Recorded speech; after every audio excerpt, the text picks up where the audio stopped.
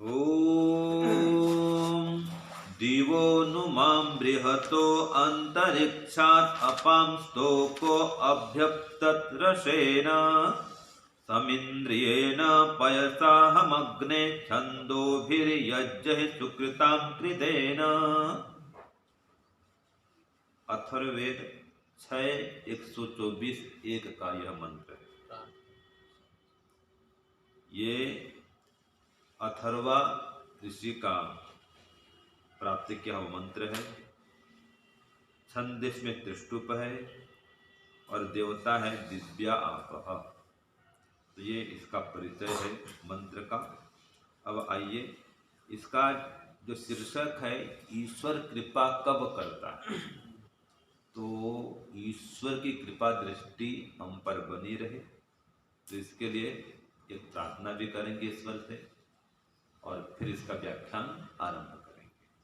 बोलेंगे, हे ईश्वर, हम यह पठन पाठन आपको प्राप्त करने और कराने के लिए साधन के रूप में करने जा रहे हैं। इस कर्म को और इसके कर्म फल को भी आपको अर्पित करते हैं। ओम शांति शांति शांति। सबको सादर नमस्ते। देखिए, कोई व्यक्ति नौकरी के लिए, कहीं सरकारी नौकरी करना हो, प्राइवेट नौकरी करना हो, आवेदन देता है, ठीक है जी। तो उसकी नौकरी कब लगती है? जब योग्य होता है। हाँ, जब वो सामने वाले जो अधिकारी होते हैं उसमें योग्यता को देखते हैं, पात्रता को देखते हैं कि ये व्यक्ति योग्य है, तो योग्यता होने पर उसका फिर चयन करते हैं। ऐसे ईश्वर कृपा कब करता है? वो देखता है पात्रता कितनी इसमें है। अगर हमारे अंदर उसको प्राप्त करने की पात्रता होती है या हो जाती है, तो ईश्वर स्वयं हमारा वर्ण कर लेता है, स्वयं चयन करता है, हाँ ये योग्य है, पात्र है, फिर अपनी कृपा दृष्टि रखता है, कृपा बरसाता है। तो आज के मंत्र में वही कह रहा है कि हे ईश्वर, तेरी कृपा का एक कण भी हमको मिल जाए, और वो कण भी कब मिलता है यहाँ संकेत कर दिया है, माने ईश्वर कब विशेष दया करता है, उसके लिए कितनी योग्यता चाहिए, क्या करना पड़ेगा हमको, यहाँ पर संकेत क्या है इसका। तो सबसे पहले कहा, देखो कि मुझ पर कृपा करिए। क्या कृपा करिए?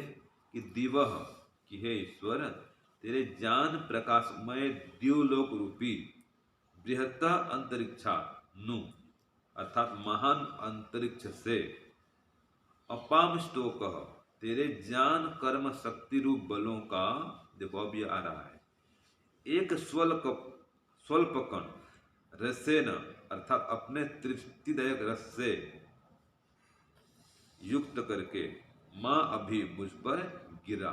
ये है, मुझ पर गिरा। क्या गिरा?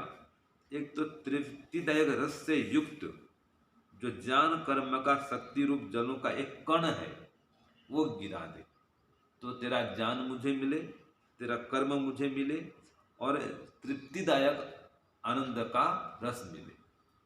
ये मुझ पर तू कृपा कर दे, तो तेरे आनंद का एक कण मुझ पर गिरा दे। यहाँ पर कहा अंतरिक्षा, दिव्य अंतरिक्षा, जैसे द्युलोक से जल गिरता है ना जी, ऐसे तेरे ज्ञानमय प्रकाश रूपी द्युलोक से ये आनंद का एक कण मुझ पर गिरा दे, आनंद रस का एक कण मुझ पर गिरा दे। बृहत अंतरिक्षा, वो बृहत अंतरिक्ष लोक से, अपाम स्तोक, देखो अपाम मन क्या होता है? जल, और स्तोको माने बूंद। तो उस बृहत अंतरिक्ष से, अर्थात तेरे ज्ञान कर्म शक्ति रूप जलों का एक कण मुझ पर गिरा। तो उस अंतरिक्ष लोक से ज्ञान और कर्म का एक कण मुझ पर गिरा, माने मैं तेरे ज्ञान से युक्त हो जाऊं, तेरे अनुकूल कर्म करने लग जाऊं, ऐसी मुझ पर कृपा कर कि मैं तेरे अनुकूल हो जाऊं, तेरे अनुकूल कर्मों का अनुष्ठान करूं। तो उस एक स्वल्प कण से मुझको तृप्त कर दे, आनंद रस से मुझको तृप्त कर दे। तो अपने तृप्तिदायक रस से युक्त मुझ पर तो उस जल को गिरा, आनंद रस को मुझ पर गिरा। तो अहम मैं, हे अग्नि परमेश्वर, तेरे स्वल्प जल कण का, देखो ये जल कण द्वारा इंद्रियेण, अब आ रहा है, देखो क्या क्या चाहिए कि तेरे स्वल्प जल कण द्वारा इंद्रियेण, आत्मबल से और पैसा पोषक ज्ञान से, छंदों भी वेद मंत्रों से, यज्ञ यज्ञों से, शुभ कर्मों से और सुकृताम कृतेन अर्थात पुण्य कर्मों के फल अर्थात सुख से मैं संयुक्त हो गया हूं। तो मैं इतना काम कर लिया हूं, अब तू मुझ पर कृपा कर। ये है क्या कर लिया हूं कि यज्ञों से, वेद मंत्रों से, आत्मबल युक्त पोषक ज्ञान से मैं अपने को संयुक्त कर लिया हूं। और कहा दिया इसमें सुकृताम कृतेन, पुण्य कर्मों से या पुण्य कर्मों के फल से भी अर्थात सुख से अब मैं युक्त हो गया हूं। क्यों युक्त हो गया हूं? क्योंकि मैं वेद मंत्रों का पाठ करता हूं, वेद मंत्रों से आपका ध्यान करता हूं, यज्ञ का अनुष्ठान करता हूं। तो इनसे आपके दिए हुए ज्ञान से, आपके दिए हुए विशेष वेद मंत्र के उपयोग करके, वेद मंत्रों का उपयोग करके, उसके अनुरूप कर्म करके, वेदानुसार कर्म करके, यज्ञादि अनुष्ठान करके, सुकृताम कृतेन पुण्य कर्म करके, फिर उसके फल से अब मैं संयुक्त हो गया हूं। तो इसका फल क्या होता है? सुख। यज्ञ का फल क्या होता है? सुख। शुभ कर्म का फल क्या होता है? सुख। वेद मंत्र का पठन पाठन करेंगे, वेद प्रचार करेंगे, इसका फल क्या होता है? सुख। तो आत्मज्ञान से युक्त होंगे, इसका फल क्या होता है? सुख। तो इन सुखों से मैं युक्त हो गया हूं, अर्थात मैं इन कर्मों को कर रहा हूं। तो अब तुम मुझ पर अपना जो जल का कण है, आनंद रस रूपी जल का कण मुझ पर गिरा, तो मुझ पर कृपा कर। तो कब कृपा करेगा? जब आप वेद के ज्ञान से ओतप्रोत होंगे, एक। दूसरा, वेदानुसार कर्म करेंगे, दो। यज्ञ आदि का अनुष्ठान करेंगे, परोपकार करेंगे, ठीक है, ईश्वर के अनुकूल बनेंगे स्वयं और उसको अपने अनुकूल बनाएंगे, तो ईश्वर कृपा करता है। ईश्वर कब कृपा करता है? जब उसके ज्ञान को धारण करेंगे, उसके ज्ञान के अनुसार कर्म करेंगे, अर्थात पुण्य कर्म करेंगे, पाप कर्म से पृथक होंगे, ठीक है, और वेद मंत्रों से उसकी स्तुति करेंगे, उपासना करेंगे, ध्यान करेंगे, व्यवहार काल में यम नियम का पालन करेंगे, प्राणी मात्र पर दया करेंगे, सबका सहयोग करेंगे, सेवा करेंगे। ये ईश्वर की पात्रता को प्राप्त करने का उपाय है। जब ऐसी पात्रता हो जाएगी तो ईश्वर कृपा करेगा। और साथ में यह भी कहा दिया कि इंद्रियण, इसका अर्थ है प्रत्या आत्मबल से और पैसा पोषक ज्ञान से भी। तो आत्मबल भी चाहिए और पोषक ज्ञान भी चाहिए, जिसको हम कहते हैं तत्व ज्ञान।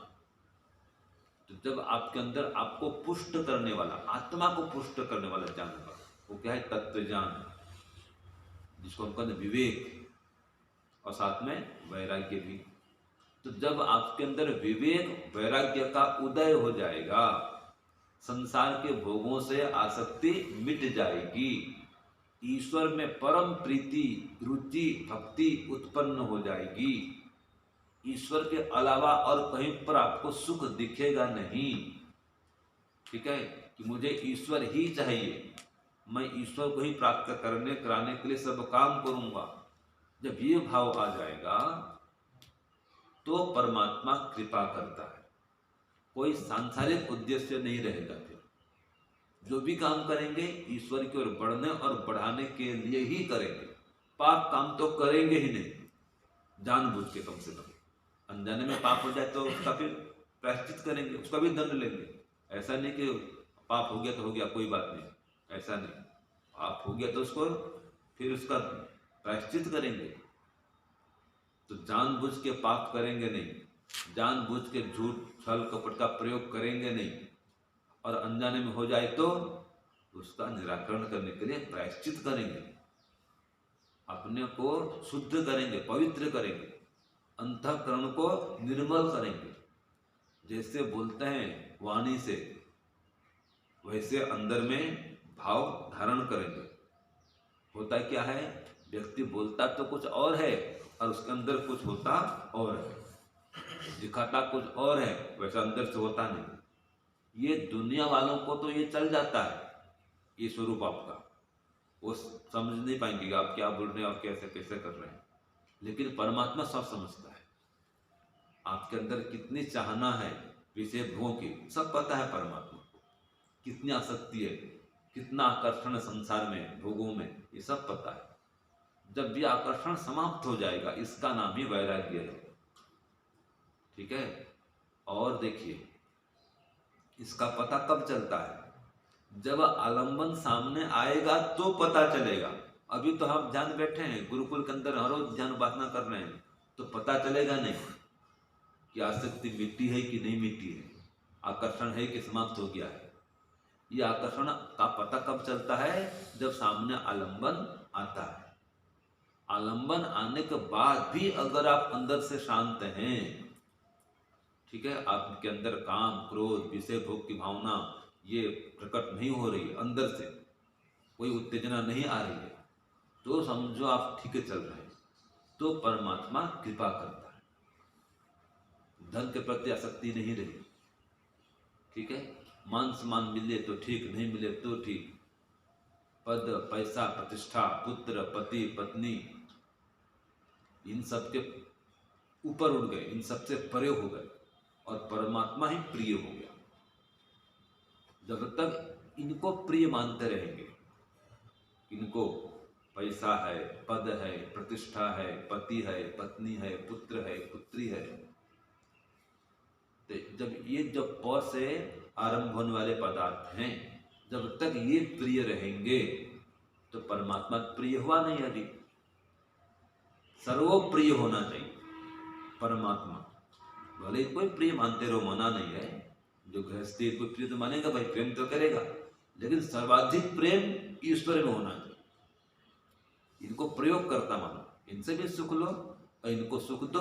अगर गृहस्थी में है तो धर्मानुसार सुख लेना है, धर्मानुसार सुख देना है, ठीक है, अगर गृहस्थ में है तो।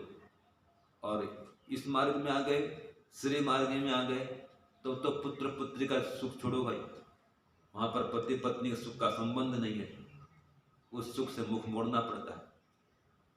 आता है ना, ईश्वर से संग जोड़ मानव, ईश्वर से संग जोड़, विषयों से मुख मोड़ मानव, विषयों से मुख मोड़, जिससे मानव पाप कमाता, जिससे मानव पाप कमाता, पाप कलश को फोड़ मानव, ईश्वर से संग जोड़, ईश्वर से संग जोड़ मानव, ईश्वर से संग जोड़।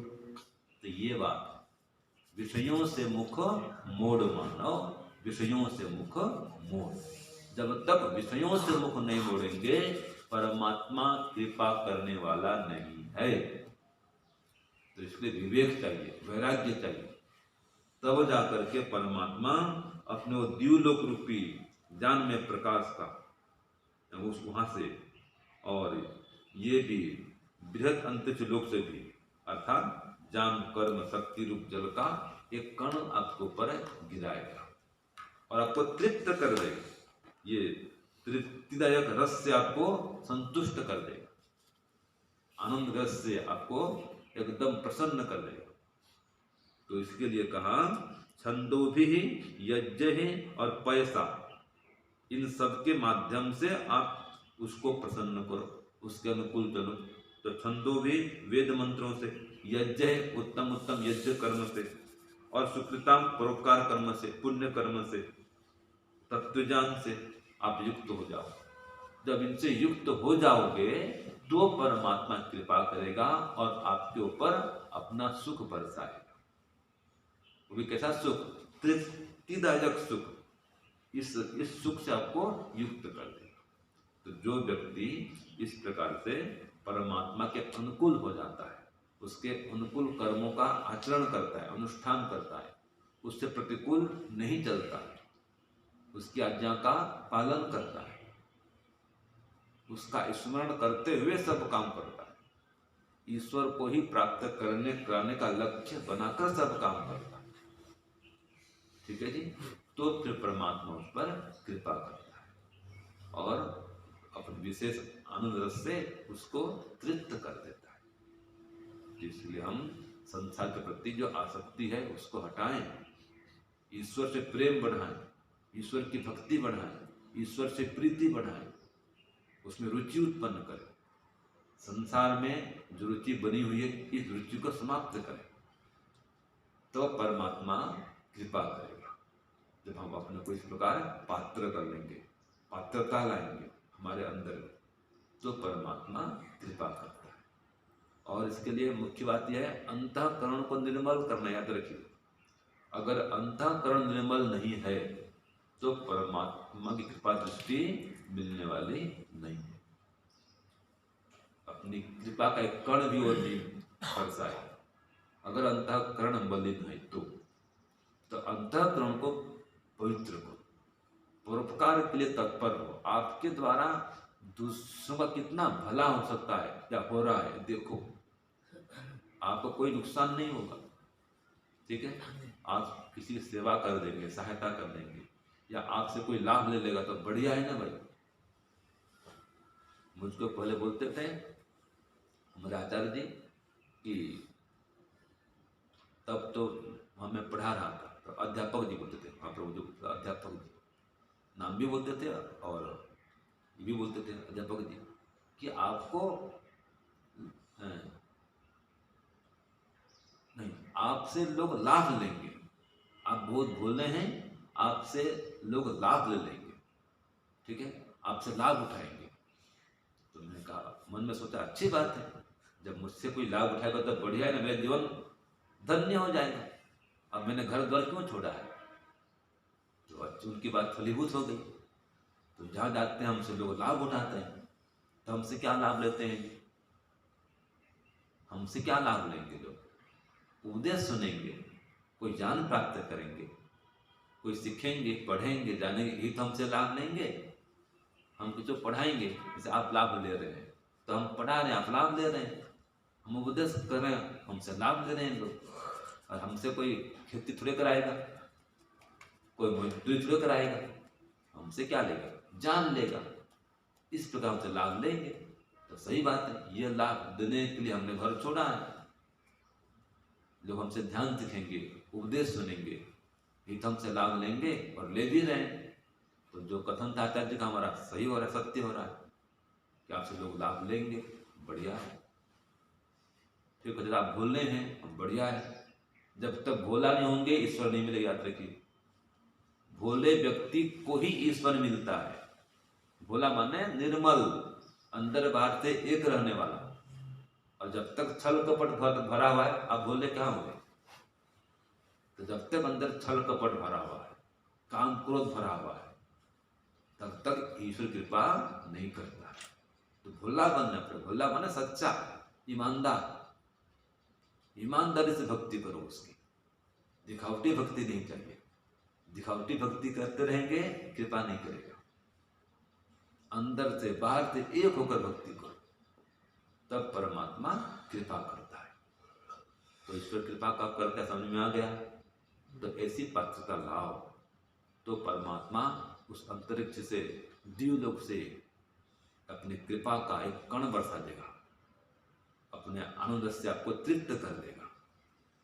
ठीक है जी, इसके लिए उसके अनुकूल चलो, उसके अनुकूल कर्म करो, यज्ञ कर्म करो, योग से युक्त जीवन बनाओ, अष्टांग योग का अनुष्ठान करो, है ना, अंतःकरण निर्मल करो, सारी बातें वही हैं। तो ऐसी पत्रता लाओ और परमात्मा को प्राप्त करो। ओम शांति, ओम शांति, सबको सादर नमस्ते।